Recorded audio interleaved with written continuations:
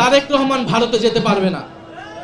তারেক রহমান ভারতে সফর করা একেবারেই অনুচিত হবে। বাংলাদেশের জনগণ এটা কোনোভাবেই মেনে নেবে না। শেখ হাসিনার দিল্লিতে আশ্রিত অবস্থায় থাকা, সেখানে প্রেস কনফারেন্স করা, ওসমান হাদির খুনিদেরকে ভারতে থাকা, সেটা কেবলমাত্র একটা ইস্যু।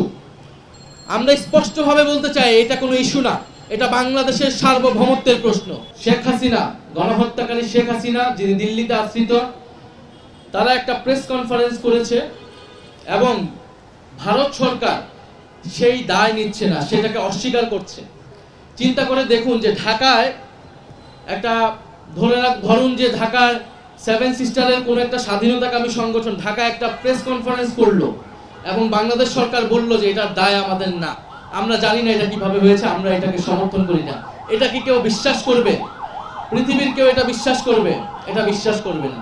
ফলে দিল্লিতে যে প্রেস কনফারেন্স হয়েছে এটা অবশ্যই ভারত সরকারের এটা প্রত্যক্ষ এবং পরোক্ষ সমর্থনেই এই প্রেস কনফারেন্স হয়েছে।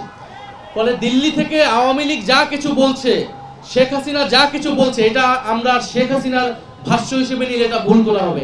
এটাকে নিতে হবে এটা দিল্লির ভাষ্য, এটা ভারতের ভাষ্য। ভারত এই বার্তাটা বাংলাদেশকে দিতে চাচ্ছে।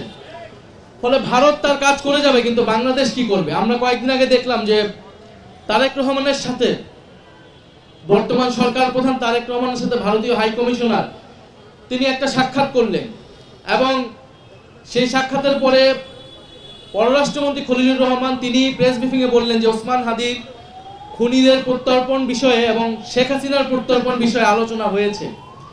কিন্তু ভারতীয় হাই কমিশনার যখন প্রেস ব্রিফিং করলেন তার মুখ থেকে কিন্তু আমরা এরকম কিছু শুনলাম না। এবং আমরা বোধ করি যে সেই 5ই আগস্টের প্রেস কনফারেন্স নিয়ে সেখানে ভারতীয় হাই কমিশনের বার্তাটা কি, তাদের বক্তব্য কি, এটা কিন্তু এখন পর্যন্ত আসেনি।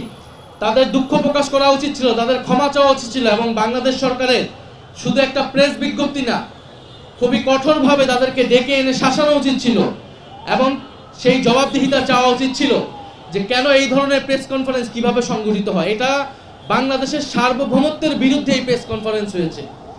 বাংলাদেশের বিচার ব্যবস্থা, বিচারের একটা রায় হয়েছে, সেই আসামিকে যখন প্রেস কনফারেন্স করতে দেয় একটা সরকার, তার মানে এদেশের গণতন্ত্র, বিচার ব্যবস্থা, এদেশের সার্বভৌমত্বের বিরুদ্ধে ভারত সরকার কার্যত অবস্থা নিয়েছে এবং বাংলাদেশের বিরুদ্ধে কার্যত একটা ছায়া যুদ্ধ ঘোষণা করার মতো। ফলে ভারত সরকার কি এইভাবেই বাংলাদেশকে ট্রিট করবে সেটা আমরা জানি, কিন্তু বর্তমান সরকার কি ব্যবস্থা নেবে এবং আমরা রাজনৈতিক জনগোষ্ঠী হিসেবে সেটাকে কিভাবে মোকাবেলা করব, সেই ঐক্যের জায়গাটা আমাদের কোথায় সেটা আমাদের খুঁজে বের করতে হবে। ফলে এবং আপনি ভারতীয় হাই কমিশনারের কথা শুনলে দেখবেন যে বলতেছে যে সাংবাদিকরা যখন জিজ্ঞেস করছে যে সেই প্রেস কনফারেন্স, উনি বলতেছেন যে গণতন্ত্রে ইস্যু থাকবে, আমাদেরকে এগুলো অতিক্রম করে একসাথে কাজ করতে হবে। তার মানে শেখ হাসিনার দিল্লিতে আশ্রিত অবস্থায় থাকা, সেখানে প্রেস কনফারেন্স করা, ওসমান হাদির খুনিদেরকে ভারতে থাকা, সেটা কেবলমাত্র একটা ইস্যু। আমরা স্পষ্টভাবে বলতে চাই এটা কোনো ইস্যু না, এটা বাংলাদেশের সার্বভৌমত্বের প্রশ্ন, বাংলাদেশের গণতন্ত্রের প্রশ্ন। ফলে যদি বন্ধুত্বের কথা বলতে হয়, ভারত যদি বন্ধুত্বের কথা বলতে আসে, তাহলে শেখ হাসিনাকে এবং ওসমান হাদির খুনিদেরকে ফেরত পাঠিয়ে সীমান্তে হত্যাকাণ্ডের মীমাংসা করে বাংলাদেশের নদীর পানি ন্যায্য হিস্সা নিশ্চিত করে তারপরে বন্ধুত্বের কথা বলতে হবে। ফলে আমরা বলবো বাংলাদেশ সরকারকেও এই বিষয়ে সুস্পষ্ট বার্তা দিতে হবে যে এটা কোনো গণতন্ত্রের কোনো ইস্যু না, এটা বাংলাদেশের সার্বভৌমত্বের প্রশ্ন। 5ই আগস্টের যে প্রেস কনফারেন্স, সেটা নিয়ে তারেক রহমানকে স্পষ্ট জবাব দিতে হবে, পররাষ্ট্রমন্ত্রীকে স্পষ্ট জবাব দিতে হবে এবং এই প্রশ্নের সমাধান না হওয়া পর্যন্ত শেখ হাসিনার প্রত্যর্পণ কিভাবে হবে, ভারতের সাথে বাংলাদেশের সম্পর্ক কিভাবে নতুনভাবে নিরূপণ হবে, এটা ঠিক না হওয়া পর্যন্ত তারেক রহমান ভারতে যেতে পারবে না।